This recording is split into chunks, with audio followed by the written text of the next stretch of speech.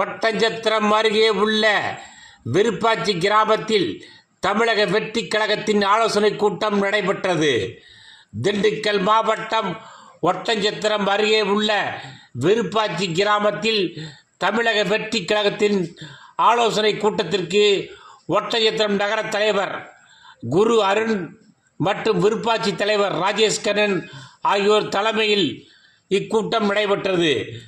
இக்கூட்டத்தில் வருகின்ற 2026ஆம் ஆண்டு சட்டமன்ற தேர்தலை எதிர்கொள்ள உள்ள நிலையில் அனைத்து நிர்வாகிகளும் இன்று முதல் தீவிரமாக கட்சி பணியாற்றிட வேண்டும் எனவும் ஒவ்வொரு வீடு வீடாக சென்று புதிய உறுப்பினர்கள் சேர்க்க வேண்டும் என்றும் தமிழக வெற்றி கழக தலைவர் விஜய் அவர்களை 2026ஆம் ஆண்டு முதலமைச்சராக்கும் வரை அனைவரும் தீவிரமாக உழைக்க வேண்டும் என இக்கூட்டத்தில் தீர்மானம் நிறைவேற்றப்பட்டது.